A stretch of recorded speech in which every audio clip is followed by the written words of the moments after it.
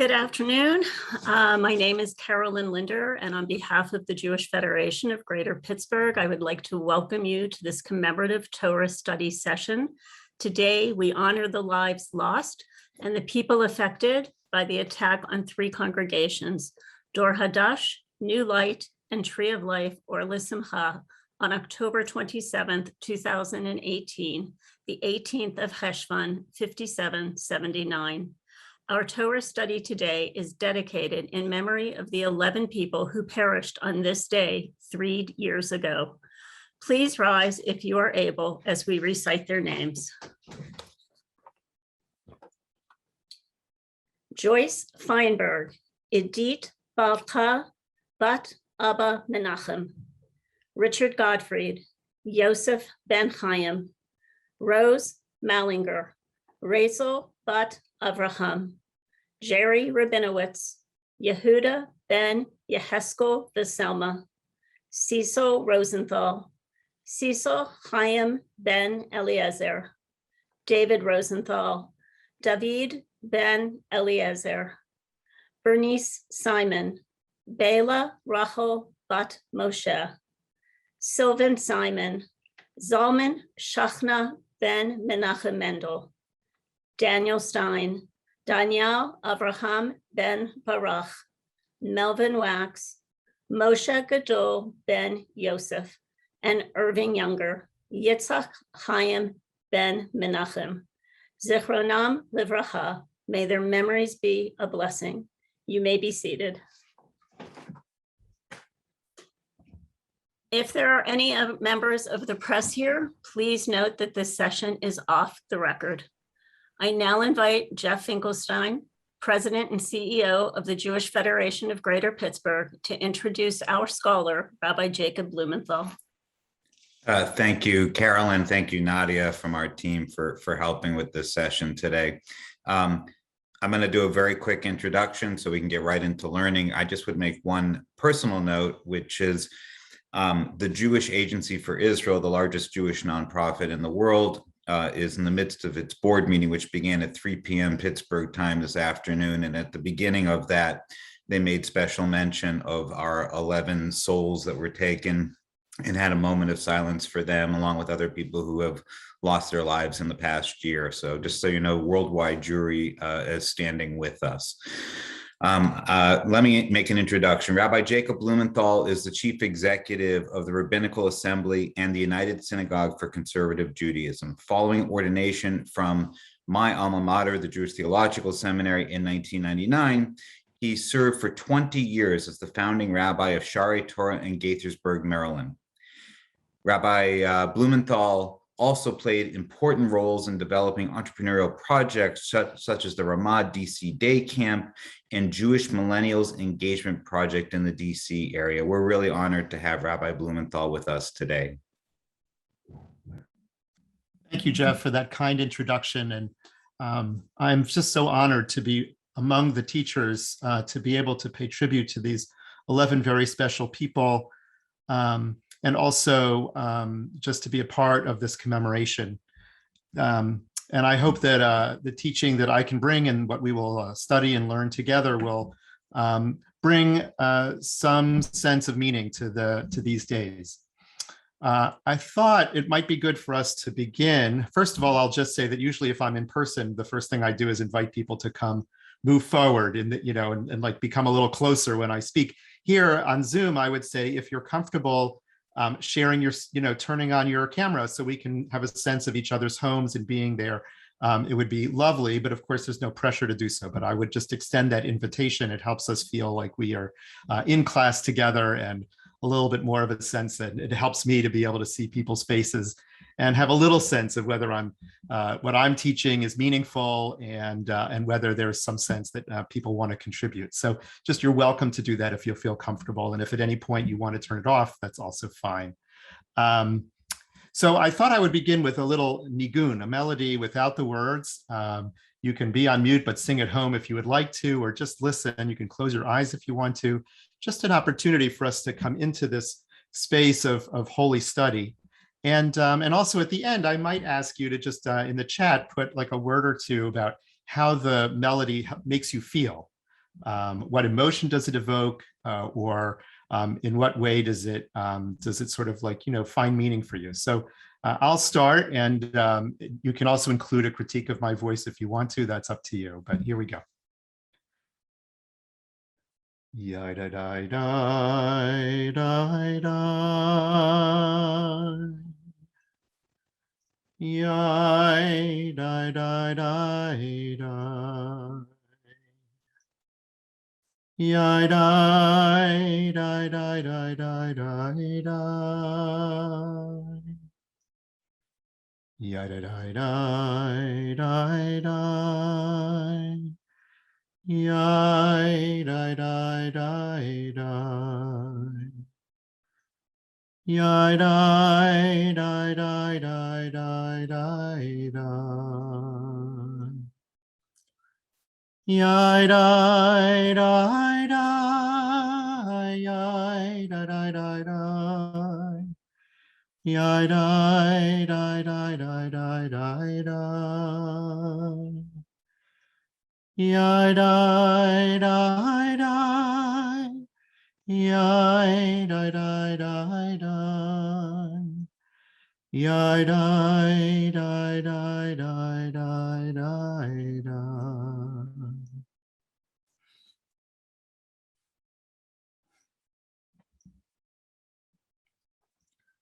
So I'm just curious, in the chat, you can put in just a note or two, so a word or a phrase that describes whether that tune brought up any sense of feeling. What emotion did it evoke?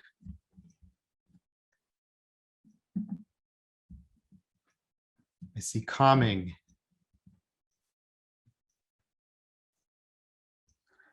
I'm glad I have at least one fan of my voice. Thank you, Maggie. It's very sweet of you. And I'm glad it helped people feel soothed. Beautiful. A peaceful sadness. Anybody else? Centering, hopeful yet mournful. Beautiful. And Maddie, I appreciate that, because actually that's it's actually the theme that I want us to look at today is, what is that balance in Judaism between looking at a very difficult history and having a sense of optimism and hope? And in fact, maybe even thinking a little bit about whether there's a difference between optimism and hope. Eventually, we might get to that question as well. We do have a set of source materials that I've shared in advance, and I can put that in the chat. And now I will also share it on my screen. So whether you're more comfortable looking at it on the screen, or whether you'd like to just look at it, it's a Google Doc that's linked. So I'll just put that in. And I'm going to share my screen. When I share my screen, it also means that I won't be able to see the chat. So I'll switch back and forth. I'll turn off the screen share every once in a while, so we can talk with each other, or share in the chat. But just know that if you're putting something in the chat, you're welcome to do so, and others will see it. I just won't be able to see it right away. So let me just share my screen. Let me find the right. Here we go. Okay, and hopefully you're looking at a screen that says Judaism, a religion of optimism and hope. Just somebody nod your head if you're seeing that. Great. Okay, thank you. So I thought we would look at various texts that have to do with this idea of, is Judaism a hopeful or an optimistic religion? And I thought we would start with actually someone who was not a great friend of the Jews. As a matter of fact, in looking back in 50 years after his death, recalling Arthur Schopenhauer, who was a German philosopher, the Hebrew Standard wrote, "It is now 50 years since Arthur Schopenhauer, the German philosopher of pessimism, breathed his last. He was, to put it bluntly, no friend of the Jews, but in this respect, we are in good company, for he was friendly to very few people." I don't know, but that's not exactly what I would want written about me. But probably from what I read in his philosophy, very accurate. And unfortunately, both in his own writings and the way they've been summarized, he was certainly no friend of the Jews. And in some of his writings, he explains why. So we'll look at this last paragraph here where it says, Judaism is. Judaism is, according to Schopenhauer, the worst of all religions, thoughtlessly optimistic.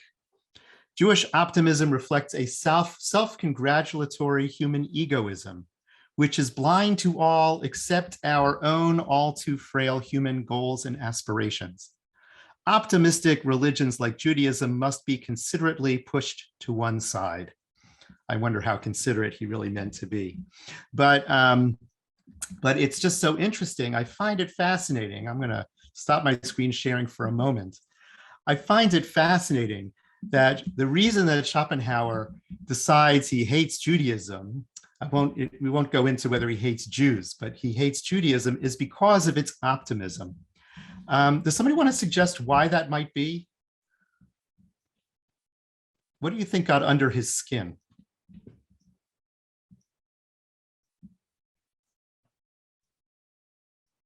I know it's a shy group. You can write in the chat if you're more comfortable.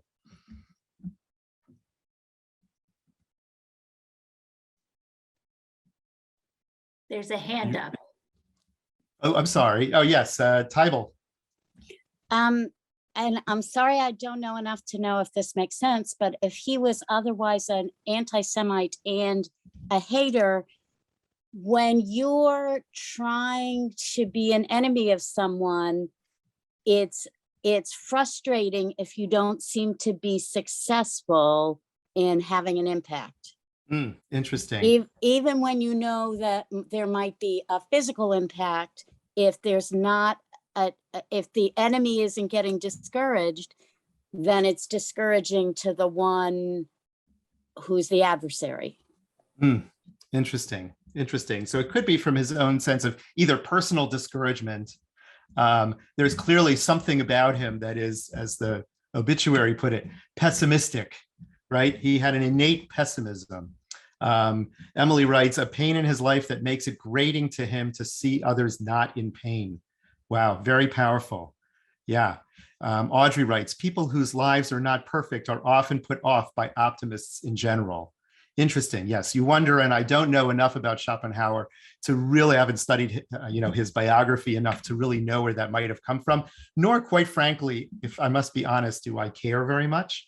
But I'm interested in the argument that he makes that the reason that he's so annoyed or hates Judaism so much is because of its optimism. And what he understands about optimism is that it somehow implies that people are not innately bad, and that when we do make mistakes, we can be better, we can change our own natures, and we can actually improve the world.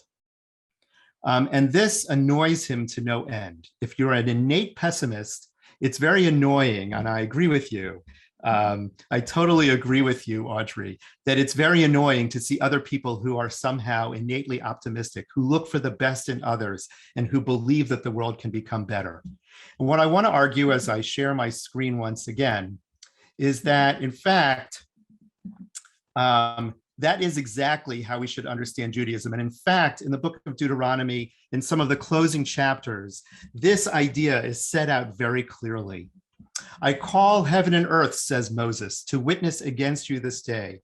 I have put before you life and death, blessing and curse.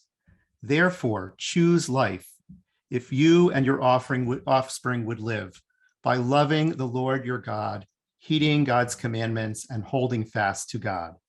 For thereby you shall have life and shall long endure upon the soil that the Lord swore to your ancestors, Abraham, Isaac, and Jacob, to give to them.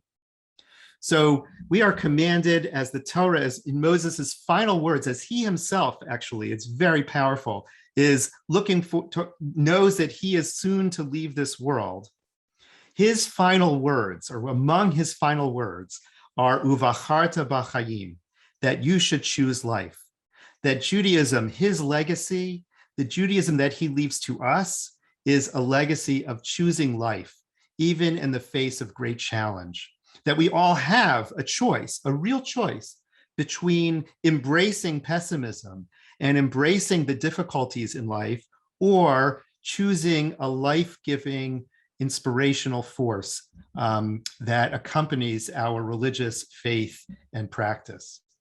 And the question is, how is that played out? And I want to suggest that it gets played out in ways that Judaism teaches us to look at the past, at history, at ways that history teaches us to look at the present, and then also how it inspires us towards the future. And then at the end, I want to contrast Schopenhauer's ideas with that of the late Rabbi Jonathan Sacks, the former chief rabbi of Great Britain, who's also one of the great philosophers of our time. So let's start by looking at how Judaism understands history. You may recognize some of these passages from the Passover Haggadah.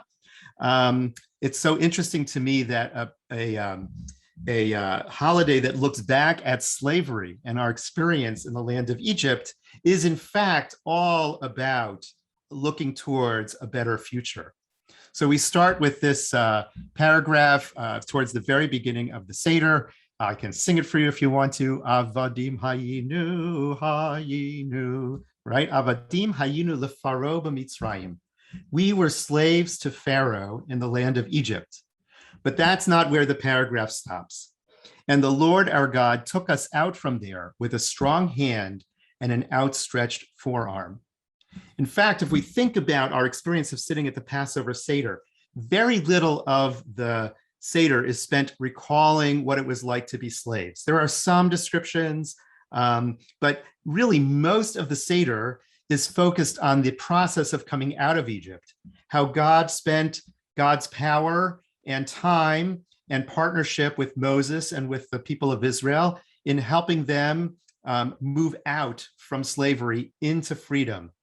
And in fact, to bookend this part of the Magid section, the telling of the story, the very last paragraph of that section of the Haggadah, in my house, that's usually about 2 hours later by the time we're very, very hungry. We read this paragraph, and I'll just say that this paragraph, Bechol Dor Vador, is very special in my own family. My father escaped from Germany in March of 1939, arriving in New York about 2 weeks before Passover, and had his first Passover at his cousin's home on the Upper East Side of New York City in April of 1939. And every year at the Passover Seder, as we get to this paragraph, my father would stop the Seder and he would tell his own story of coming out of Germany. His father and grandfather had been taken during Kristallnacht to Dachau, where they were told that they must get out of the country. Fortunately, the family had applied for visas in the summer of 1938 and were blessed to be able to receive visas for most of the family in the spring of 1939 to be able to arrive on these shores right before Passover. And so every year he would read with, as I recall, great emotion, this paragraph. In each and every generation, a person is obligated to see oneself as if they left Egypt, as it is stated, and you shall explain to your child on that day, for the sake of this did the Lord do this for me in my going out of Egypt. So for my father, it was very personal, this coming out of Egypt. But what I will just say is that what I find fascinating about this verse is that it never says in every generation a person is obligated to see him or herself as a slave, but rather to see him or herself as someone who has escaped slavery and come into freedom. I think that's actually quite remarkable. And there are various ways we might have remembered that experience in Egypt.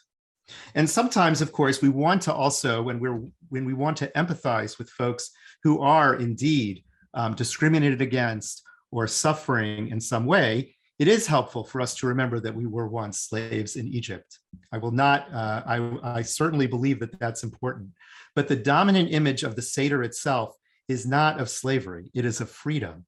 And it's the process of going out from slavery to freedom. And I see this again in the way that we are taught, actually trained, to understand and read Jewish history. So I want to contrast two paragraphs, one from the book of Deuteronomy, and then another from the book of Jeremiah. Judaism, in my own theology, is a Judaism that evolves. It has many different voices. And the question we're always asking is, what's the dominant voice, or what's the dominant voice for me in my reading of Judaism, of theology, of belief, and of Jewish history. So I want to contrast these two paragraphs. The first from Deuteronomy, know then, viadata, that it is not for any virtue of yours that the Lord your God is giving you this good land to possess. Again, this is towards the beginning of the book of Deuteronomy, but Moses is recalling Jewish history, the history of the Israelites as the Israelites are about to enter the land. And here, contrasting with where he ends up at the end of Deuteronomy with choose life, here he is a great skeptic of the character of the Jewish people. For you are a stiff-necked, a stubborn people. Remember, don't forget how you provoked the Lord your God to anger in the wilderness. From the day that you left the land of Egypt until you reached this place 40 years later, you have continued defiant toward the Lord. I would call this not a very good grade on the Israelite report card, according to Moses. And yet, hundreds of years later, by the time the prophet Jeremiah looks back on the experience of the Israelites in the wanderings for 40 years, here's how Jeremiah remembers that same experience. Haloch v'karata be'oznei Yerushalayim lemor. Ko amar Adonai zacharti lach chesed ne'urayich. Go proclaim to Jerusalem. Thus says the Lord, I accounted to your favor the devotion of your youth, your love as a bride, how you followed me in the wilderness in a land not sown. I don't know about you, but this is a totally different take on what it looked like to be wandering through the desert. In Jeremiah's idea, actually, God and the Jewish people were like bride and bridegroom walking down the aisle towards the chuppah, entering into the land of Israel. It was a long walk down the aisle, 40 years, but they walked hand in hand out of a sense of love and respect for each other. God's remembrance through Jeremiah, hundreds of years later, is totally different than what Moses talks about at the beginning of the book of Deuteronomy. I'm just kind of curious. I'll stop our screen sharing for just a moment. I'm wondering if anybody either in the chat, or you're welcome to speak or raise your hand, if anybody has a reflection on what significance there is in this very interesting difference.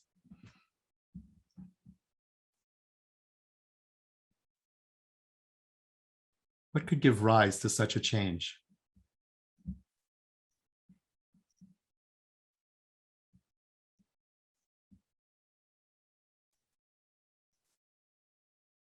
Yeah, Audrey. Perhaps wanting to be optimistic. Maybe Jeremiah wanted to be optimistic about, in his time, what was happening. Yes, and in fact, in his time, he's actually speaking first in Israel, in the land of Israel, and then in exile in Babylonia after the destruction of the first temple. And he understands the message that he needs to provide to the people. And it's so interesting that he's willing to put a different lens on history for the sake of creating hope and optimism among the people. And we are really, in my mind, as modern Jews, the inheritors of that prophetic voice. In other words, we experience challenge throughout Jewish history, and I think we've been taught by Jeremiah and by the prophetic tradition on how to read Jewish history in a positive and forward-looking, optimistic light. It's not something we would have to do, and then sometimes I think very challenging to do. But our texts kind of demand that we move in that direction. Any other thoughts? So I'll just I'll look at just a couple of other texts in terms of how we understand history that reinforce this idea.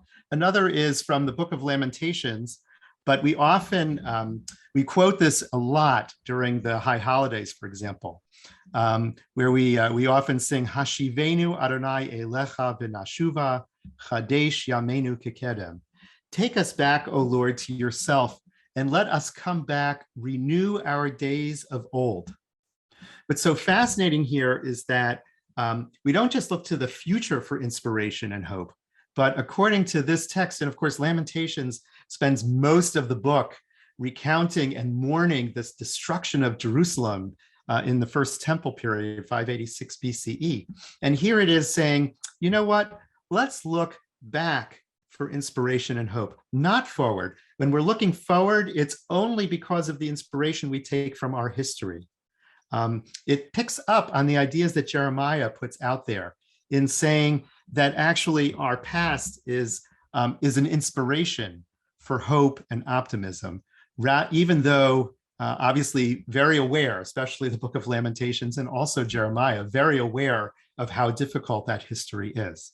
So there's a lot that our texts are trying to teach us about how we look backwards and how we infer from that history. We could only focus on our sorrow, or we can take a look back and see the positive and move it forward. By the way, historians, Jewish historians, often sort of like they're torn about this way of understanding history.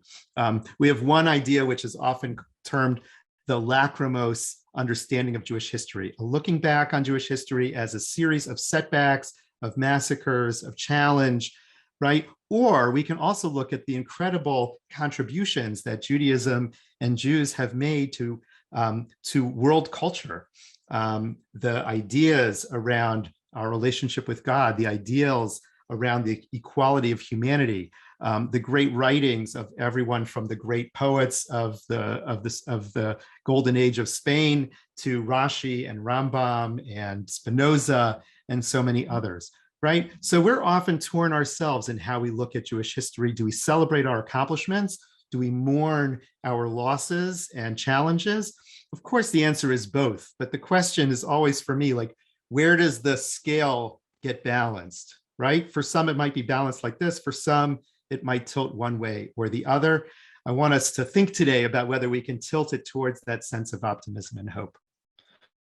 So not only do we look towards the past, but we also look at the present. Just every morning, for those who spend a little bit of time with the Siddur, with the prayer book, we come across what I think is for me, one of the most powerful moments in my daily prayer time. This wonderful paragraph, Hameir la'aretz, it comes as the first of two blessings before we recite the Shema, before we actually make a declaration of faith in God's providence in the world, where we say, God illumines the world, which I just love, first of all, as the sun is hopefully rising as we're praying. God illumines the earth for those who dwell on it. It's a moment of optimism as dawn approaches. With compassion and in God's goodness, God renews every day continually the work of creation. And I often bracket that paragraph with a psalm that we often recite just a little bit earlier in the liturgy, where in Psalm 30, which is recited every day according to the traditional Jewish liturgy, where we recite Ki rega be'apo chaim birtzono bar erev yalin bechi v'la boker rina. For God is angry, or we feel a sense that God might be angry with us for a moment. And when God is pleased, there is life.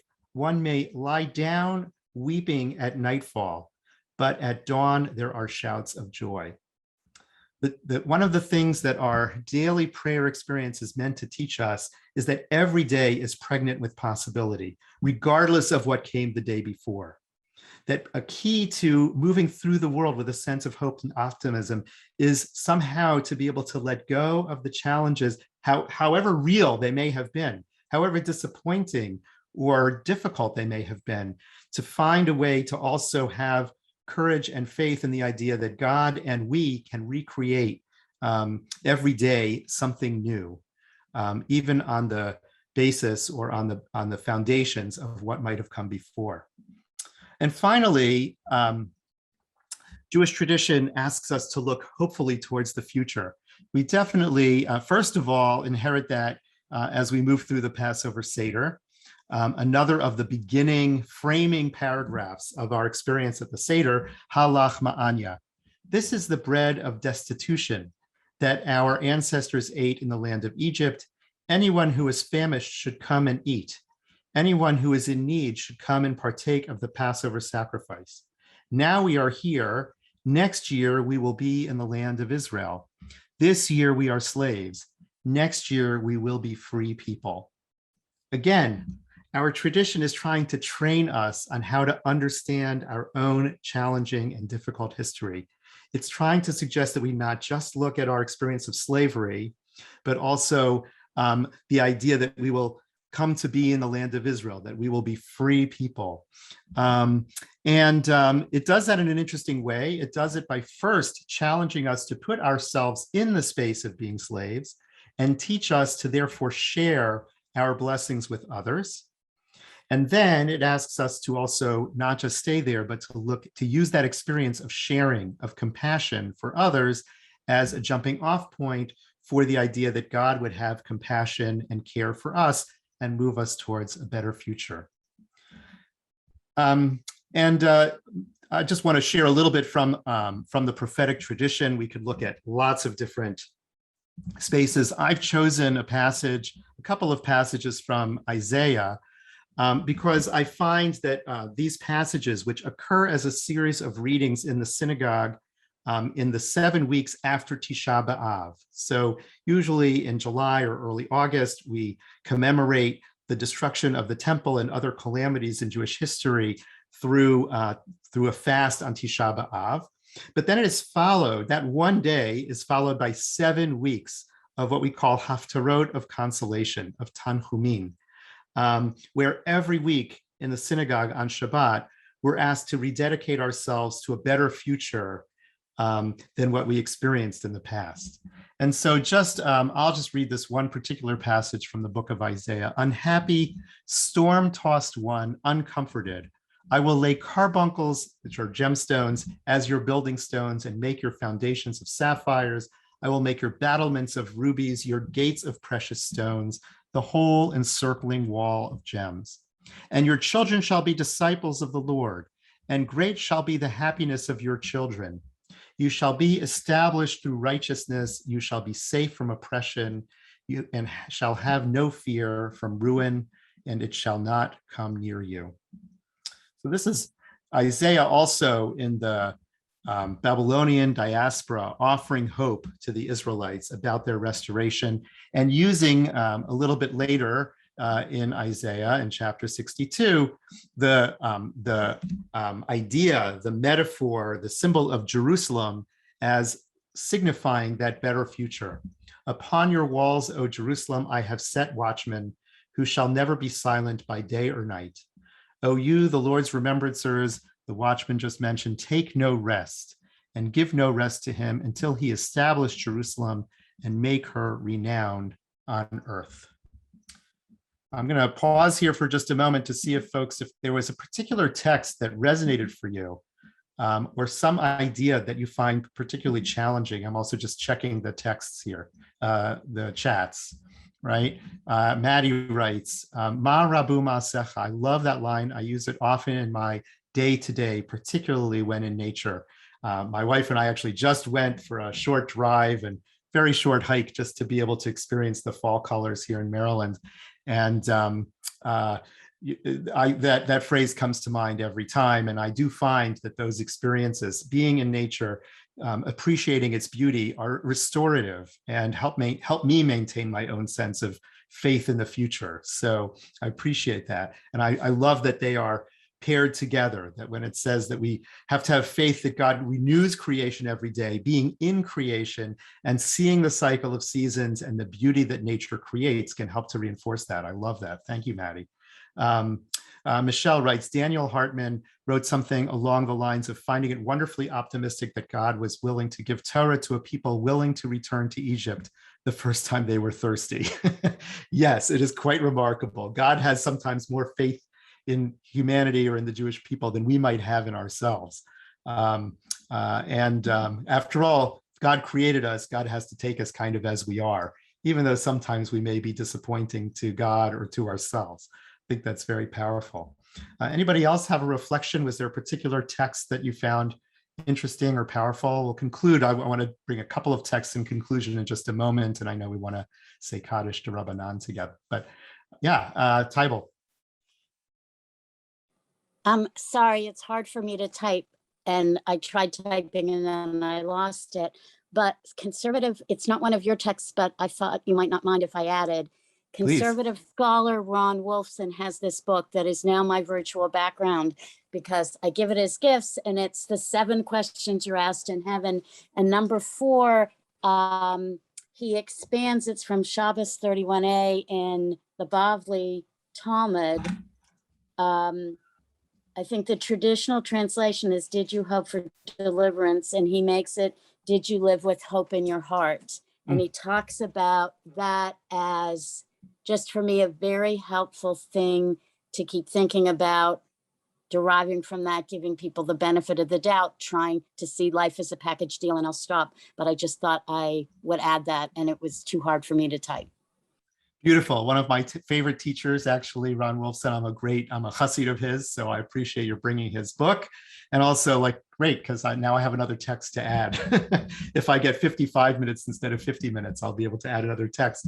And that's it's certainly a beautiful text to, to understand. And I think we're exploring the roots of that teaching, right? Like, what is it in biblical and rabbinic text that says that this is such a great mitzvah to live with hope? And to try to push back on despair when we can. Other thoughts or any other texts either you want to bring to the table or something that you saw in one of these texts? I was just gonna, I had put it in there, but it was not well timed. The 2 terms you used for sort of the looking forward, looking back, what were those terms again? So say again, the 2 terms.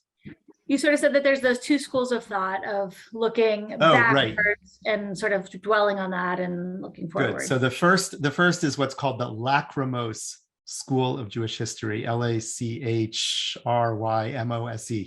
right? I think that's how it's spelled. I'm not a great spelling bee person, but lachrymose, which just means dwelling on the negative, right? Versus other, especially modern historians who really try to push towards the positive. Great, beautiful. And Michelle, I appreciate this. I'm not sure Jews are optimistic, even if Judaism is. That is a very powerful statement. It's such a powerful statement, right? Jews and Judaism are not always the same. And Judaism may hold an ideal that is very hard for us or very challenging for us in our own hearts to hold. And actually, it's a beautiful transition to a couple of texts that I do want to look at as we move towards the conclusion of our time together. So let me, I'm going to bring back the screen for a minute here. First, to think about the difference between optimism and hope. This is a question that I came into preparing for this time together, asking myself. And I found 2 interesting texts I wanted to share. The first is from a study that was conducted by psychologists at Wright State University, where they say, simply put, the optimistic person believes that somehow, either through luck, the actions of others, or one's own actions, that his or her future will be successful and fulfilling. The hopeful person, on the other hand, believes specifically in his or her own capability for securing a successful and fulfilling future. This is such an interesting distinction.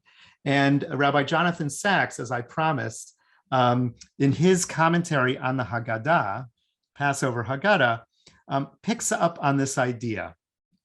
And I want to use this as our final text to think about together, and then we'll have a couple minutes to reflect before we recite Kaddish together. The deepest difference between linear and covenantal time, linear time being the way that historians write about time, one thing leads to the next, right, in linear fashion, versus covenantal time, which has the idea that actually we're in some sort of circle or spiral where ideas come back over and over again, is that whereas the first gives rise to optimism, the latter leads to hope. These 2 concepts, often confused, are in fact utterly different. Optimism is the belief that things will get better. Hope is the belief that together we can make things better. Optimism is a passive virtue, hope an active one. It takes no courage, only a certain naivete to be an optimist. It takes courage to sustain hope. No Jew, knowing what we do of the past, of hatred, bloodshed, and persecution in the name of God, suppression of human rights in the name of freedom, can be an optimist. But Jews have never given up hope. stop my screen sharing, but I would love for us to just stop and digest a little bit of what Rabbi Sachs offers us in this quote. First of all, I wonder if you agree with him. And second of all, how you understand him, that we are not actually a religion or a people of optimism. Our history is too difficult for that. But we are a people of hope, a people that believes that goodness and better times do not happen by accident, but they do happen if we're purposeful and intentional, if we have courage in the future to make a better future and a better world. I'm curious how you feel about that idea. I think it's,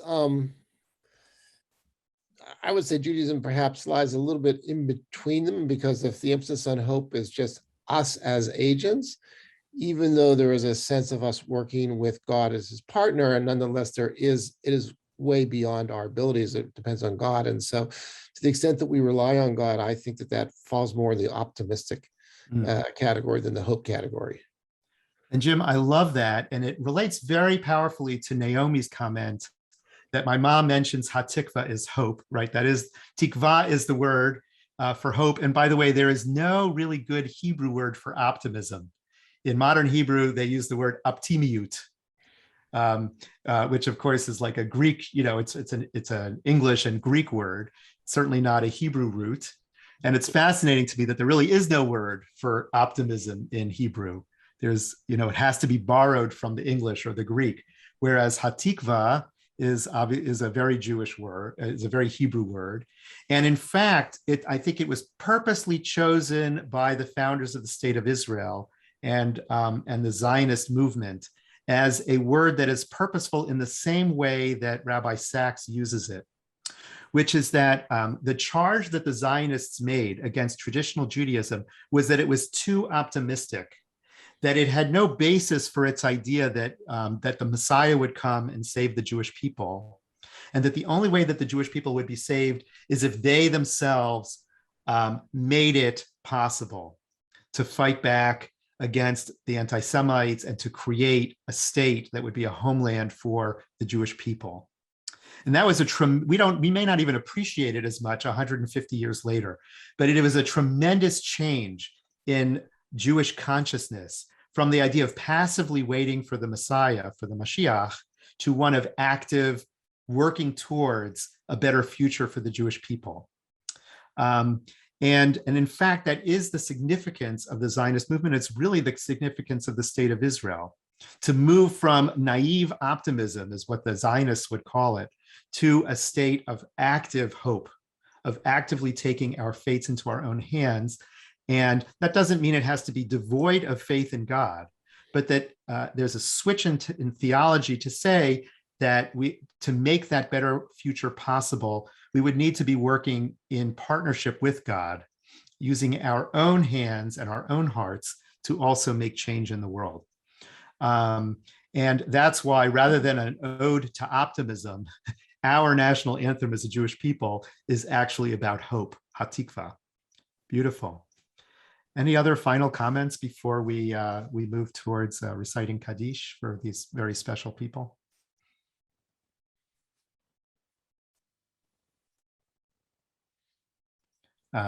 Maybe, yeah, I see in the chat.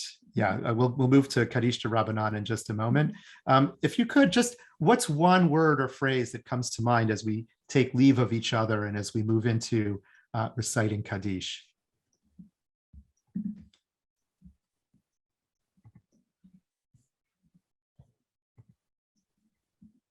Any other final thoughts or a phrase? What's one word you're thinking about? And maybe while we're doing that, I will just very briefly come back to our Nigun, and then we'll recite Kaddish. Here we go. Yai-da-dai-dai-dai-dai. Yai-dai-dai-dai-dai. Yai-dai-dai-dai-dai-dai-dai. Yai dai dai dai, yai dai dai dai dai, yai dai dai dai dai dai dai dai, Yai dai dai dai, yai dai dai dai dai, yai dai dai dai dai dai dai dai. I'll invite those who are able to stand and we'll recite the Kaddish. Yeah, the Rabbanan. I wanted to thank Rabbi Blumenthal for your teaching today and thank all of the participants as well. We are closing with Kaddish de Rabbanan led by Audrey Glickman, a survivor of the attack and member of Congregation Tree of Life or L'Simcha. A link to the text may be found in the chat. Together, please. Yitgadal v'yitkadash shemei Rabba ba'alama divra kirite v'yamlich malchute v'chayechon v'yomechon v'chaye decho beit Yisrael ba'agalau v'zman kariv v'yemru amen. Amen. Yehei shemei Rabba Mavorach le'olam Olamei Olamei omaya yitbarach v'yishtabach v'yitpa'ar v'yitromam v'yitnaseh v'yit hadar v'yit halev v'yit halal shemei dekudisha barichu Richu. le'ela minko birchata v'shirata tushbechata v'nechamata da'amiran v'alama v'yemru amen. Amen. Al Yisrael, v'al Rabbanan, v'al Talmidei Hon, v'al Kol Talmidei Hon, v'al Kol Man Diasikin v'oraita, di v'atra hadain v'di v'chol atar v'atar, yehe lahon u'lachon, shloma rabba, kino v'hista v'rakamin, v'chayin arihin u'muzona revicha, u'furkana min kodama v'hon di v'shemaya v'yemru amen. Amen. Yehe shaloma rabba min shemaya. V'chaim tovim aleinu v'al kol Yisrael v'yemru amen. Amen. Oseh shalom b'mamav hu barakamav yaseh shalom aleinu v'al kol Yisrael v'yemru amen. Amen. Shar koach.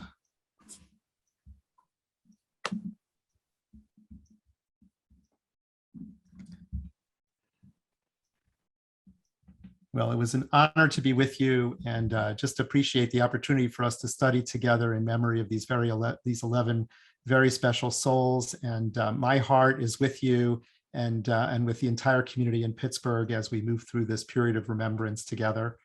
You are not alone. There are so many thousands and millions of Jews and others who are thinking of your community and remembering with you. And I'm just very honored that we could study together. Thank you.